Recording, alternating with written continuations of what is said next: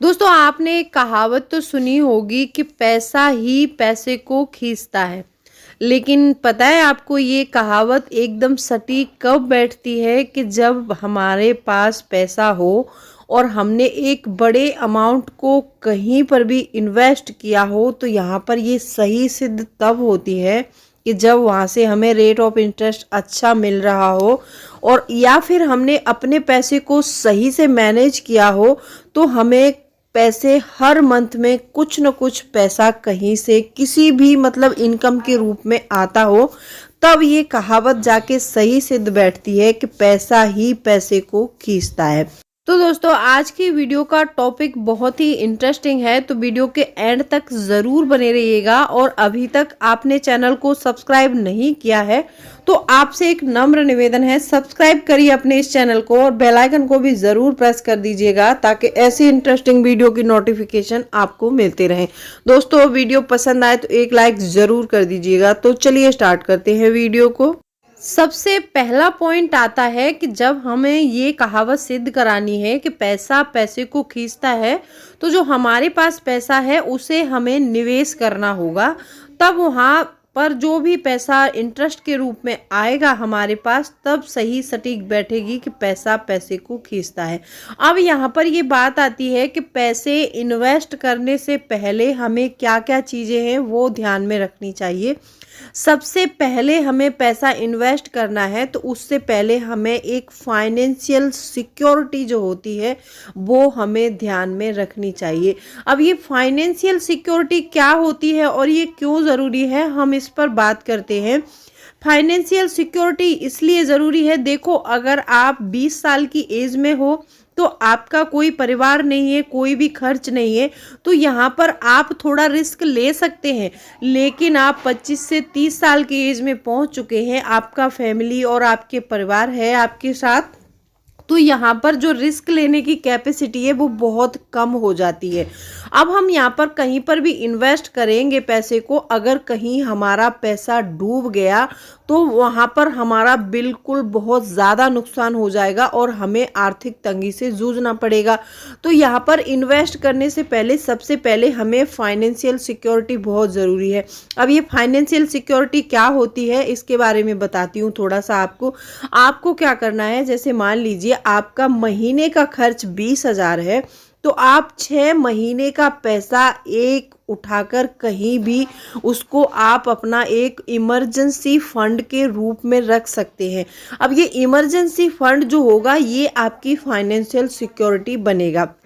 इसमें क्या होता है कि जैसे मान लो आपके पास कोई भी इमरजेंसी आती है तो उसके लिए आपको पैसा चाहिए, या फिर आपकी कहीं जॉब चली जाती है, या कोई भी ऐसी स्थिति बनती है कि जिसमें आप काम नहीं कर पा रहे हैं और आप मतलब अकेले अर्निंग पर्सन हैं, घर में आप काम नहीं कर पाएंगे तो आपका घर कैसे चलेगा। तो इसीलिए आपको सबसे पहले एक फाइनेंशियल सिक्योरिटी जो होती है आपके लिए बहुत ज़रूरी हो जाती है। अब ये फाइनेंशियल सिक्योरिटी के अमाउंट को, जैसे मान लो आपका 6 महीने का 1,20,000 होता है, तो सबसे पहले आप 1,20,000 रुपये किसी ऐसे अकाउंट में रखिए कि जहां से आप तुरंत पैसे निकाल सको। अच्छा, इन्वेस्टमेंट की बात आती है तो ये जो 1,20,000 होगा आप इसको कहीं भी निवेश नहीं करेंगे, आप ज़्यादा से ज़्यादा इसको आप एफडी करा सकते हैं। एफडी बेस्ट ऑप्शन होता है इमरजेंसी फंड को रखने के लिए, क्योंकि एफडी आप कभी भी तुड़वा सकते हैं और इसमें जो रेट ऑफ इंटरेस्ट मिलता है वो भी हमारे लिए ओके है, क्योंकि वहाँ पर 6 से 7% का रेट ऑफ इंटरेस्ट हमें मिल जाता है। तो हमारे पास जो भी हमारा फाइनेंशियल सिक्योरिटी का पैसा होगा हम उसे एफडी में रख सकते हैं, क्योंकि एफडी जो है एक बहुत ही अच्छा ऑप्शन है, क्योंकि कंट्रोल हमारे हाथ में है। अगर हम मान लीजिए हमारा जो भी पैसा है फाइनेंशियल सिक्योरिटी का, जो इमरजेंसी फंड है, हमने किसी स्टॉक्स में लगा दिया तो वहाँ पर कंट्रोल हमारे हाथ में नहीं है। वो तो कंपनी अगर मार्केट डाउन जाएगी तो वो पैसा हमारा डूब जाएगा, तो हम फंस सकते हैं। तो अपना जो भी फाइनेंशियल सिक्योरिटी का पैसा हो आप उसको फिक्स डिपॉजिट में रखना चाहिए। आपको सबसे पहले जो भी आप इन्वेस्टमेंट करने के बारे में सोच रहे हैं सबसे पहले ये करना चाहिए उनको। दूसरी बात आती है फाइनेंशियल स्टेबिलिटी। अब ये फाइनेंशियल स्टेबिलिटी क्या होती है वो उसके बारे में भी बात करती हूँ कि जैसे मान लो आपका मैंने बताया आपका कि आपका खर्च जो है 20,000 मंथली है। आप कैलकुलेट कर लीजिएगा जो भी आपके 3 साल में या फिर 5 साल में आपको जो भी टारगेट किया है, आपने जो भी काम करना है, उसके लिए आपको एक फिक्स अमाउंट, ये भी आपको फिक्स डिपॉजिट में रखना होगा। क्योंकि आप किसी प्रॉपर्टी में इन्वेस्ट कर देंगे या फिर किसी स्टॉक्स में, मैंने बताया स्टॉक्स में तो बिल्कुल नहीं लगाना है। अब जो हमारा फाइनेंशियल स्टेबिलिटी का पैसा है वो स्टॉक्स में तो बिल्कुल नहीं लगाना है, क्योंकि स्टॉक्स में पैसा चला जाता है और वहाँ कंट्रोल हमारे हाथ में नहीं है। अगर पैसा हम एफडी में रखते हैं तो वो कंट्रोल हमारे हाथ में है और हमारा पैसा बिल्कुल सिक्योर है। तो सबसे पहले आपको ये दो जो है टारगेट कंप्लीट करने हैं, उसके बाद में आपको अपने पैसे को कहीं पर निवेश करना है। ऐसी स्थिति में अगर आप पैसा रियल एस्टेट में लगा देंगे तो रियल एस्टेट में भी पैसा आपका फंस जाएगा, क्योंकि वहां पर भी 1 महीने 2 महीने 6 महीने 1 साल लग सकता है प्रॉपर्टी तब बेच के आपके हाथ में पैसा आएगा। और आपको ज़रूरत है 3 साल में उस पैसे की, 2 साल में पैसे की, शादी करनी है, मकान बनाना है, कुछ भी करना है, हाउस बाय करना है। अच्छा, जो भी हाउस बाय करने के बारे में सोच रहे हैं, बहुत से लोगों के कमेंट्स आते हैं कि हमें हाउस बाय करना है तो फ्लैट लें या फिर घर लें। इस पर मैं एक सेपरेट वीडियो बनाने वाली हूँ जो 2 से 4 दिन में आएगी, क्योंकि फ्लैट्स में कोई ज़्यादा फ़ायदा होता नहीं है। हमारे लिए जो ज़मीन वाला मकान होता है वो हमारे लिए फ़ायदेमंद होता है, क्योंकि अगर मान लीजिए फ्लैट्स हमने ख़रीद लिया, ना तो वहाँ पर ज़मीन अपनी है और ना ही छत अपनी है। हमारे पास ज़मीन भले ही कम हो, उसमें छोटा ही मकान बनाए, लेकिन आगे हमें ज़रूरत पड़ेगी तो डबल स्टोरी कर सकते हैं, ट्रिपल स्टोरी कर सकते हैं। तो ज़मीन लेने में फ़ायदा होता है वैसे तो, और फ्लैट लेने में कोई फ़ायदा नहीं होता है। अब यहाँ पर ये 2-3 बातें हो गई हमारी फाइनेंशियल सिक्योरिटी भी कर ली हमने, फाइनेंशियल स्टेबिलिटी।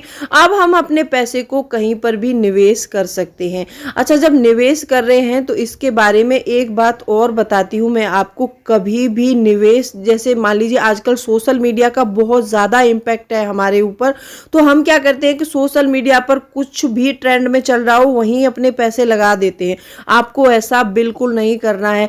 आप पैसे, क्योंकि सोशल मीडिया पे जो एड्स चलते हैं ना, वो पैसे देकर एड्स करवाए जाते हैं, वो कंपनी को रन करवाने के लिए। वहाँ पर सच्चाई बिल्कुल नहीं होती है इसमें। तो जब भी आप अपने पैसे को निवेश कर रहे हैं तो आप सबसे पहले, अगर शेयर मार्केट में कर रहे हैं तो सबसे पहले आप अपना जो है पूरी कंपनियों के फंडामेंटल राइट्स जान लीजिए। शेयर में कैसे खरीदा जाता है, कैसे बाय करा जाता है, सब कुछ जानने के बाद अपने पैसे को आप शेयर मार्केट में लगाएंगे। अच्छा, एक होता है गारंटेड फंड, यहाँ पर भी निवेश कर सकते हैं। कुछ होते हैं गारंटेड फंड और non guaranteed fund. Guaranteed fund वो होते हैं जो डाक खाने में योजनाएं आती हैं, वो हमारे गारंटेड फंड होते हैं, हम वहां पर अपना पैसा लगा सकते हैं। और नॉन गारंटेड फंड जो होता है, शेयर मार्केट हो गया, इक्विटी में पैसा लगा दिया, म्यूचुअल फंड में पैसा लगा दिया, ये नॉन गारंटेड फंड होते हैं। आप इनमें अगर पैसे लगा रहे हैं तो सोच समझ कर लगाइए। गारंटेड फंड में इतना होता है कि वहां पर हमें जो है रेट ऑफ इंटरेस्ट कम मिलता है, लेकिन हमारा पैसा सिक्योर रहता है। और जो नॉन गारंटेड फंड होते हैं उनमें पैसा डूब भी सकता है। रेट ऑफ इंटरेस्ट तो हाई मिलता है लेकिन पैसा डूब सकता है। अच्छा, एक पॉइंट और आता है कि जब नॉन गारंटेड फंड में पैसा लगाएं तो कैसे लगाएं।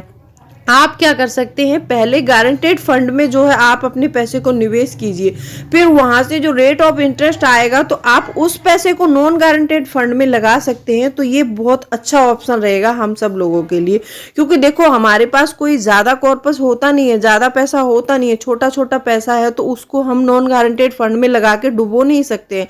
तो आप एक डाक खाने की एक स्कीम है MIS स्कीम। MIS स्कीम में ऐसा होता है कि वहाँ पर आप 3 लाख रुपए निवेश कर दीजिए और वहां से आपको क्या है कि रेट ऑफ इंटरेस्ट हर महीने मिलता है। जो रेट ऑफ इंटरेस्ट आपको हर महीने मिलेगा आप उसको नॉन गारंटेड फंड में, म्यूचुअल फंड में, उस और स्टॉक्स मार्केट में, इक्विटी में लगा सकते हैं। क्योंकि जो आप पैसे लगा रहे हैं वो सिर्फ गारंटेड फंड से हमें ब्याज आ रहा है, उसको लगा रहे हैं। वहां पर हमारा जो भी सारा अमाउंट है वो सिक्योर है। जब ऐसे इन्वेस्टमेंट करते हैं तो ये एक बहुत अच्छा तरीका होता है। और मैं कहती हूँ इन्वेस्टमेंट करने के लिए सबसे पहले आप अपने ऊपर इन्वेस्ट करो।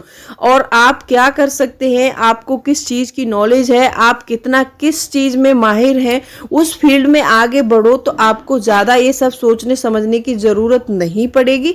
और आप अपना पैसा मतलब कमाई बढ़ जाएगी तो आपका पैसा बढ़ जाएगा। आप ऐसा कर सकते हैं। कैसी लगी वीडियो कमेंट करके ज़रूर बताना। चलिए मिलती हूँ अगले वीडियो में, तब तक के लिए बाय।